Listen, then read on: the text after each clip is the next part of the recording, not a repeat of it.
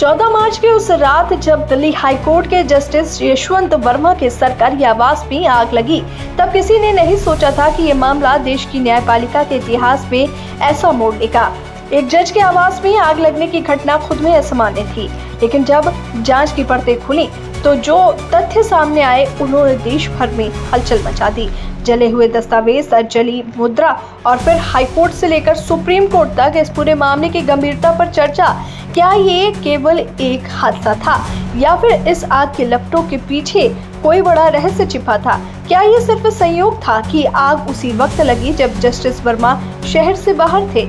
Delhi high court के chief justice DK. Upadhyay ने जब इस मामले की रिपोर्ट तैयार कर सीजेआई संजीव खन्ना को सौंपी तो स्थिति और गंभीर हो गई। ये कोई साधारण रिपोर्ट नहीं थी, बल्कि इसमें कई ऐसे तथ्य दर्ज थे जो सवाल खड़े करने के लिए काफी थे। आखिर एक हाईकोर्ट जज के आवास में आधी जली मुद्रा कैसे पहुंची? क्या ये किसी बड़े षड्यंत्र का संकेत है? क्या ये किसी प्रभावशाली ताकतों को बचाने की कोशिश थी?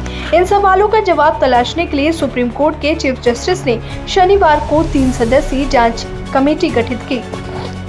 पंजाब एवं हरियाणा हाईकोर्ट के चीफ जस्टिस शील नागू, हिमाचल प्रदेश हाईकोर्ट के चीफ जस्टिस जी.एस. संधावालिया और कर्नाटक हाईकोर्ट के जस्टिस अनूप शिवरमन को इस कमेटी में शामिल किया गया। ये कोई सामान्य फैसला नहीं था, बल्कि भारतीय न्यायपालिका के इतिहास में पहली बार सुप्रीम कोर्ट ने इस तरह किसी जज के खिलाफ जांच से जुड़े दस्तावेज सार्वजनिक किए। ये कदम ये भी दिखाता है कि न्यायपालिका खुद को पारदर्शिता के नए मानकों पर कसने को तैयार है, लेकिन क्या ये पर्याप्त है?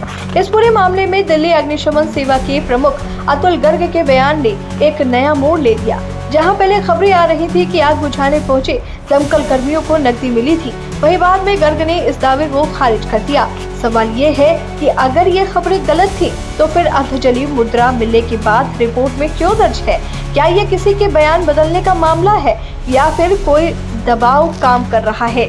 सबसे अहम बात यह है कि इस मामले में जस्टिस वर्मा को न्यायिक कार्यों से दूर रखने का आदेश दिया गया है, लेकिन ये सवाल भी महत्वपूर्ण है कि जब जांच अभी शुरू ही हुई है तो क्या ये फैसला पहले ही उनकी निष्पक्षता पर संदेह जताने जैसा नहीं है? न्यायपालिका के भीतर ही कोई गहरी साजिश रची जा रही है। अगर इस मामले को निष्पक्ष रूप से देखा जाए तो कई बातें स्पष्ट हैं। एक हाईकोर्ट जज के घर में आग लगती है, फिर उसमें से अर्धजली मुद्रा बरामद होने की बात सामने आती है और उसके बाद जांच शुरू होती है। क्या ये महज एक इत्तेफाक है या फिर कुछ ऐसा जिसे पर्दे के पीछे छिपाने की कोशिश की जा रही थी? इस पूरे घटनाक्रम के बाद सबसे बड़ा सवाल यह है कि अगर एक हाईकोर्ट के मौजूदा जज के घर से इस तरह के संदिग्ध प्रमाण मिल सकते हैं तो देश की बाकी न्यायपालिका की स्थिति क्या होगी? क्या वाकई हमारा न्यायिक तंत्र पूरी तरह निष्पक्ष और पारदर्शी है या फिर इसकी भीतरी संरचना में कुछ ऐसी दरारें मौजूद हैं जिनके बारे में आम जनता को कोई अंदाजा नहीं है? अब जब सुप्रीम कोर्ट ने इस मामले की जांच के लिए कमेटी बना दी है तो क्या इसका निष्कर्ष पूरी सच्चाई को सामने ला पाएगा या फिर यह मामला भी समय के साथ किसी फाइल में दफन होकर रह जाएगा? इस पूरे घटनाक्रम ने न्यायपालिका पर लोगों के विश्वास को चुनौती दी है। अब ये देखना होगा कि ये जांच भारतीय न्याय व्यवस्था की साख बचा पाएगी या फिर एक और विवाद की परतों में गुम हो जाएगी।